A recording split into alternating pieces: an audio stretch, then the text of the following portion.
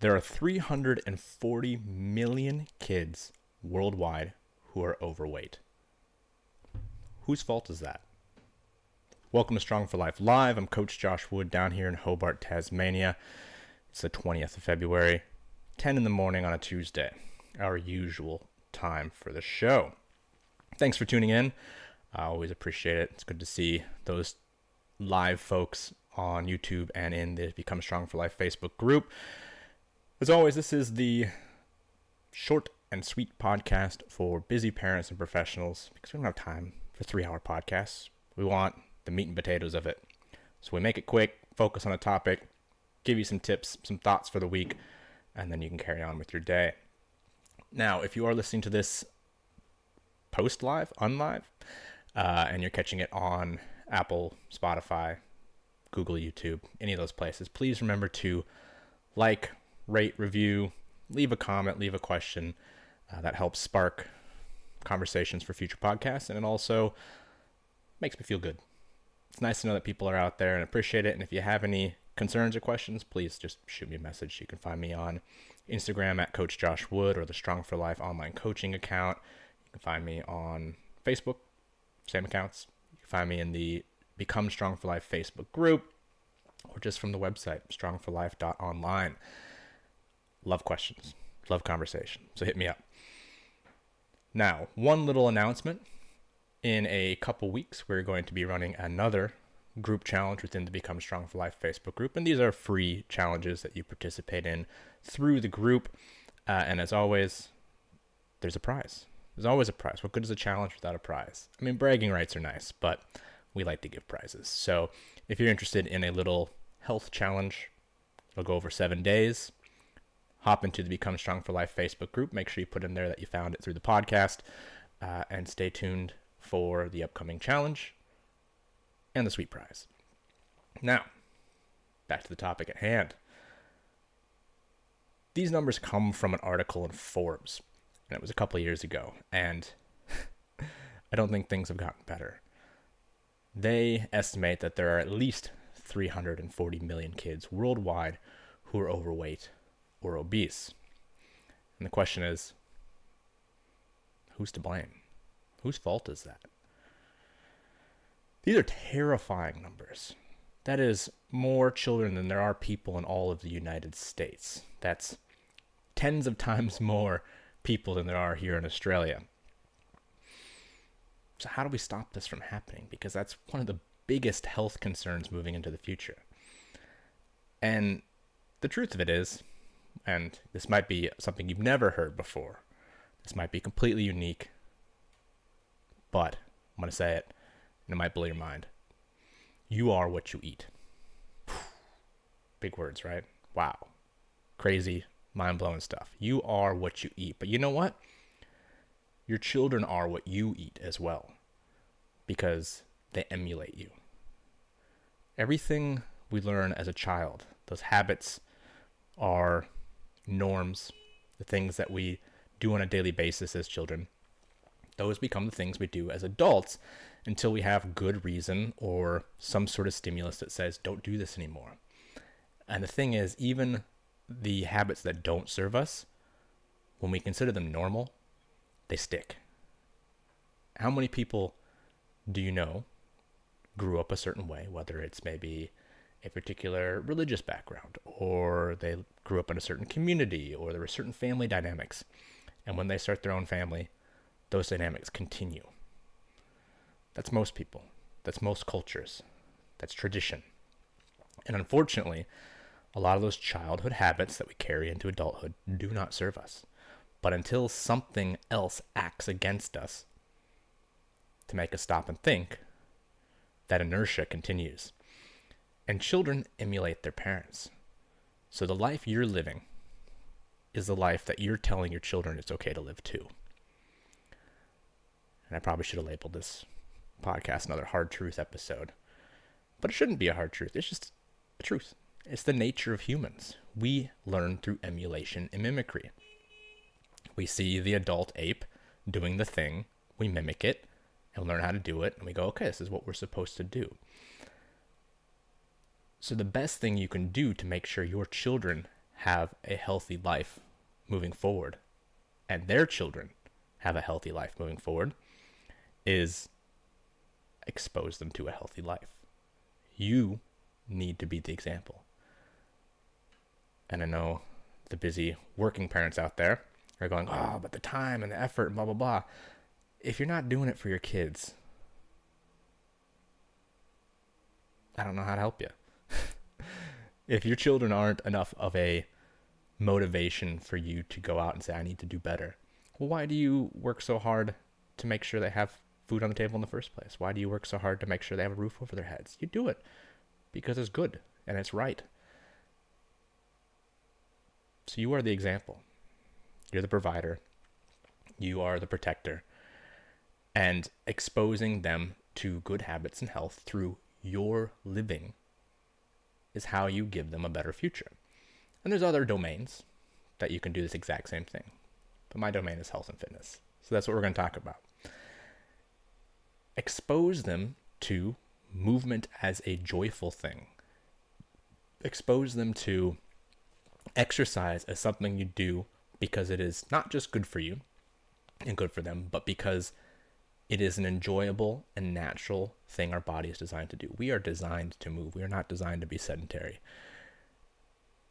And when you show that, first of all, it is something that is enjoyable, or at the very least, something you do because it makes the rest of your life better, they will see that too. So my example here is that my oldest son, who's only 3.5, he's a little guy, has been going to the gym with my wife since he was 8 months old or something. Going to the gym, going to the PT sessions, and the gym technically has childcare, like it has a little cage to leave your children in to play. But my son has always wanted to be involved because he saw, well, this is what mama does. This is what dad does in the garage. I want to pick up the things on the move. He's been playing on rowers and dangling off gymnastics rings and swinging around on TRXs since he could walk because he saw that's what we did. And yesterday, he's 3.5, he'll be 4 in a few months. Yesterday, I finished a long day of work. Mondays are always long. It's a lot of check-ins, a lot of catch-ups with clients over the weekend because a lot of our clientele are abroad. The time zones mean that everything piles up on a Monday and a Tuesday. And so I get to the day, I'm like, oh, I really wanted to get a workout in. I guess I'll go upstairs in the house and try and do some sun salutations or something, just move a bit. You know what? I have a hard time fitting things in too. We all do. I was like, okay, well, I've still got enough days in the week. Monday is usually my, if I can, it'd be great. If not, there's other days to do things.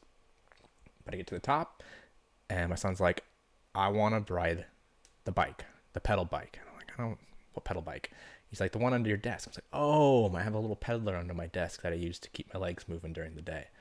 He's like, I want to ride the exercise bike. I'm like, okay, great. Okay, awesome. Great. You do that. If you do that, can I do some exercise on the rings? He's like, yeah. So we come back down here to the office. I set up a little pedaler on a chair for him. He starts playing with it. And he's like, no, I want to do the rings. And so we started doing ring work together. He would hold on to me. I would do dips. He would hold on to me. I'd do rows.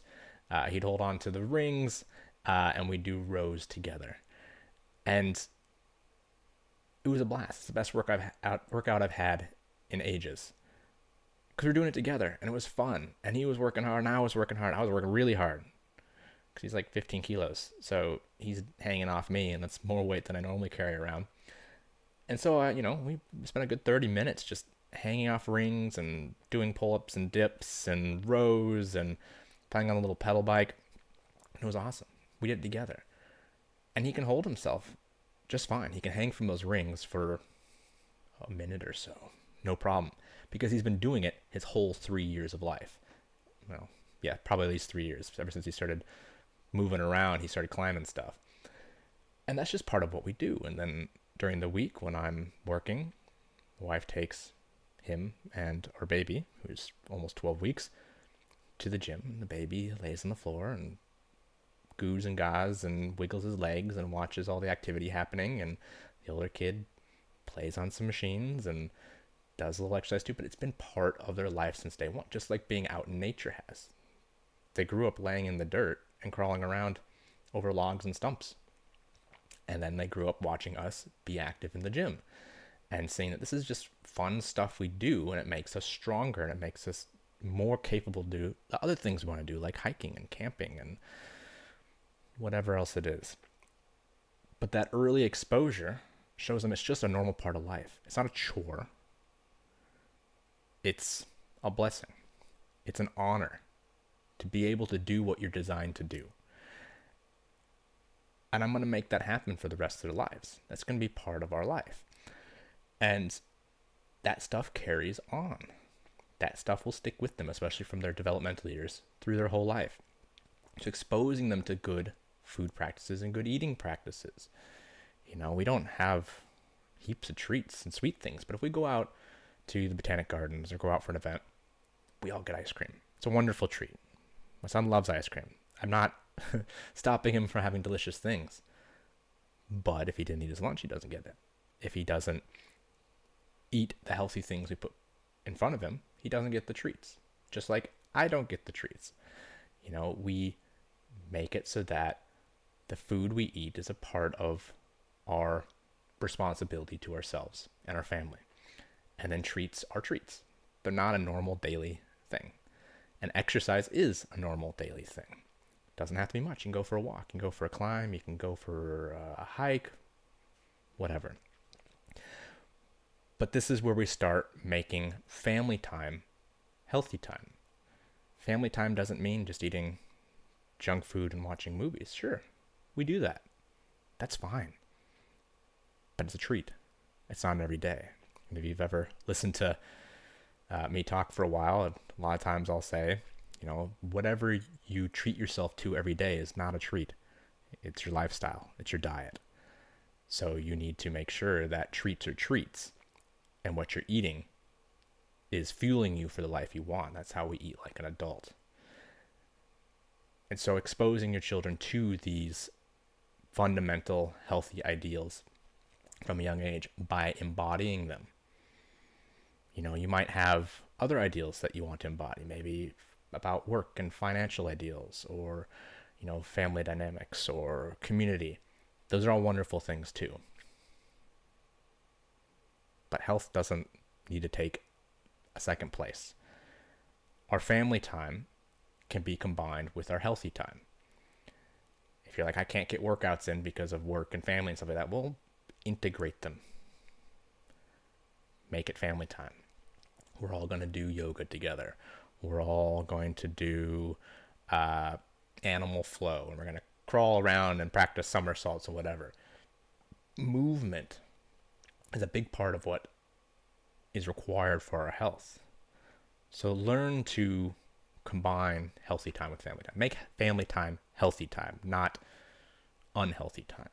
And I talk on this point a lot with my clients when they are like, oh, I had this social thing and I had to eat all this pizza and pasta and wings and beer. And it's like, okay, I understand that some of this stuff comes along with being social, but can you tell me how many slices of pizza it takes for it to be a social engagement? How many wings is required for you to be friendly, to hold a good conversation? Just let me know. Can you write those numbers down for me? And then it kind of ends up being one of those, yeah, I don't need to eat a whole pizza to be social. That's right. We don't have to give up our health goals for social goals. So we need to lead by example. It is our responsibility as parents. It's our responsibility within communities to embody what we want to see for everyone else, what we want our children and the young people to grow up and embody when they're adults. That's our responsibility.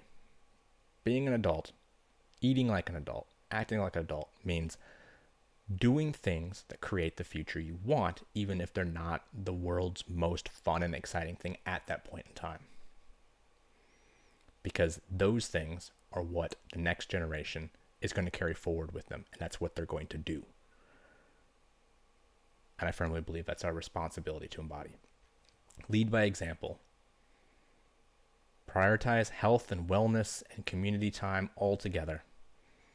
And that will lead the next generation to have a greater understanding and actioning of how to be healthy and vibrant and capable their whole lives. And that carries on, that ripple effect. We need to start it. We need to be the stone that falls in the pond and creates those ripples that change everything out from us. And that's how we stop there being 350 million overweight and unhealthy children across the world. It starts with us. That's all. That's everything for today. That statistic came across my feed earlier, and I was just like, that's terrifying. That's something that needs to be talked about and addressed, because for some reason in the fitness and health industries, I don't see many people talking about that. It's not just about us. It's about what we can do for those around us by being our best self. So I hope that is some food for thought. I hope there is some good questions that come out of this. And if you need some help and you have any concerns that need addressing, hit me up. Right now we're running a 2-week free coaching with signups until the end of the month. So if you're in need of a helping hand to get you started in this process, just reach out. Always happy to chat. And until next time, just do your best. See you next week.